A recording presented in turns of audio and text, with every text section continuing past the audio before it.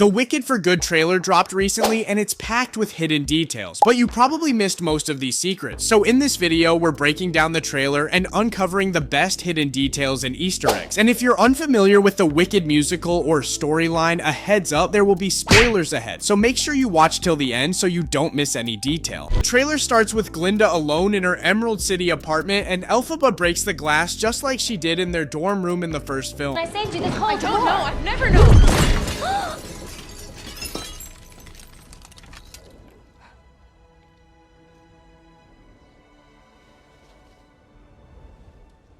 There. Enjoy the air. Glinda immediately knows she's there and runs out to meet Elphaba. And we can see she's wearing a green earring symbolizing she always has a piece of Elphaba with her. She's in her wedding dress and it's probably the eve of her wedding to Fiyero. Or maybe it's the night after the wedding fell apart, but is there. And in that shot, we get a little nod to the Superman balcony scene. Elphaba's hovering outside Glinda's terrace almost the same way Superman did with Lois. Good evening, Miss Lane. Hi. Then we get the Universal logo, but it's all green this time because it's Wicked theme. But here's something. If you look closely into the moon, you'll actually see a faint silhouette of a tornado. That's also not the first time they've hidden that detail. It was also there in the beginning of Wicked Part 1 too. And during that sequence, you can hear Elphaba screaming eerily in the background right before a splash of water, which is probably when Dorothy douses her with water.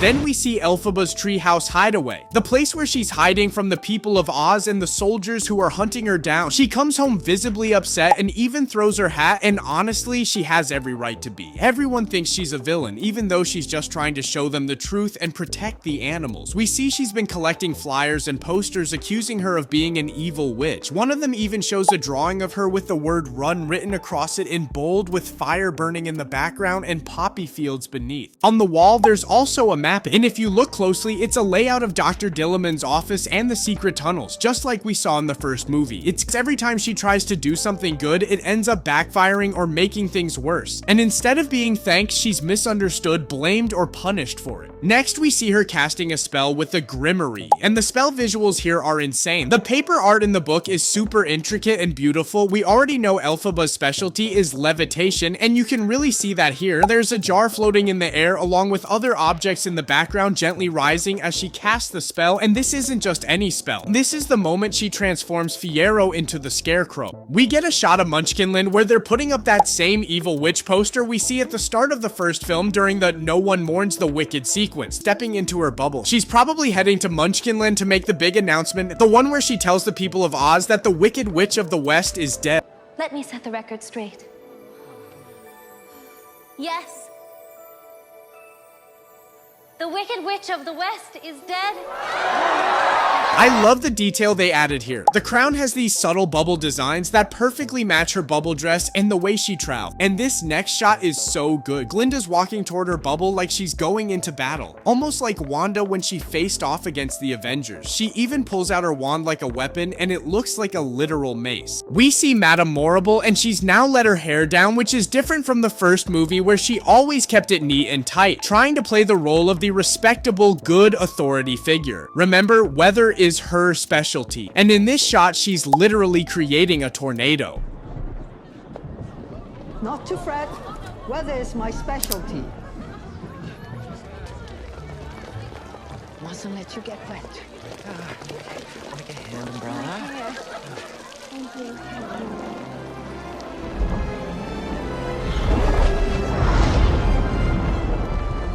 For those who know what happens in Act 2, this is the tornado, the one that brings Dorothy's house from Kansas to Oz. And if you look closely, you can spot tornado references all over Morrible. In her hair, her costume, even those thunderbolt and swirl patterns, it's all tied together visually. Then we see Fiyero, who's now the captain of the guard and officially in charge of hunting down Elphaba. He and his squad are doing a full-on presentation here and being introduced to the people of Oz. Behind him, you can spot the same Wizomania banner from the one short Airport Day sequence in the first movie. A nice little continuity nod. Glinda's also in this scene in her full politician mode, greeting the new squad, and if you look at Fiyero's costume, there are some really clever Easter eggs. His jacket has clear nods to the yellow brick road, and if you zoom in, you'll notice his buttons have Oz engraved on them. He's also wearing a scarecrow style sash, and there are thistle details stitched into his jacket, and later in the trailer, you'll see his hair is noticeably blonder. Plus, he's literally wearing the exact same jacket the scarecrow wears. All of this is foreshadowing his transformation. Fiyero and Elphaba meeting in the woods, which plays out very differently compared to the first movie. Back then, the first time they met in the woods, Fiyero accidentally hit her with his horse because he didn't see her, and joked that she must have blended in with the foliage because she's green and matched the grass.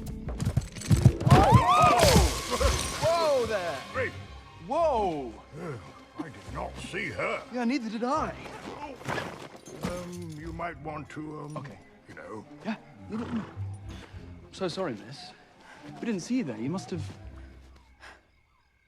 blended with the foliage. But this time, when she's hiding up in a tree, he's the only one who spots her. The other guards are confused and pointing in a totally different direction, but Fiyero knows exactly where she is. In the first movie, their second wood scene was when really shared affection for each other while they rescued the lion cub, the one who later becomes the cowardly lion. So the woods have always been a key place for the turning points in their story. And here's something that happens in the original Wicked novel, but doesn't show up in the musical. In the book, while Elphaba is living in the woods, hiding from the world and working underground to protect the animals, she actually gets pregnant. And the father is a man named Fiyero. Yup, the same Fiyero we know from the musical, except in the book, he's already married with kids. He and Elphaba begin a secret relationship while she's in hiding, and eventually she becomes pregnant with his child. After Fiyero is supposedly killed, which is also in the book, Elphaba goes into deep grief, isolates herself even more, and ends up giving birth to a boy named Liir. What's crazy is that even after Liir is born, Elphaba seems disconnected from him. She never actually confirms whether he's her son, and she refuses to even name him. He gets the name Liir later on. In the book series, Liir eventually becomes a central character in the sequels, and with the first Wicked movie borrowing more from the novel than the musical did, maybe we'll get to see some of this play out in Wicked for good. Next, we see the wizard, and he's using this strange spinning device called a zoetrope. In real life, a zoetrope was one of the very first moving pictures ever made, but to the people of Oz who've never seen anything like it, it probably looks like actual magic, and that's exactly the point. It's just another trick the wizard brought from the real world to keep fooling everyone. He's also wearing this elaborate formal outfit, which is actually his wedding attire for Glinda and Fiyero. If you look closely, you can spot embroidered poppies on it, which is gently touching the yellow bricks that were being laid to build the yellow brick road, a shot we already saw in the first film's teaser released at the Super Bowl last year. Then we're back in Munchkinland, probably right after the thank goodness scene, which is interrupted by Elphaba crashing the celebration to protest the wizard and expose the truth about the corruption in Oz. In the background, you can actually spot a gay couple. A nice moment of representation. Everyone's terrified, looking up at the sky where Elphaba is flying on her broom and skywriting the words, "Our wizard lies." It's a direct nod to the 1939 film, something the stage musical never showed. We actually see Elphaba writing in the sky. In the musical, that moment happens off stage, and it's just mentioned by other characters in dialogue, and there's a twist.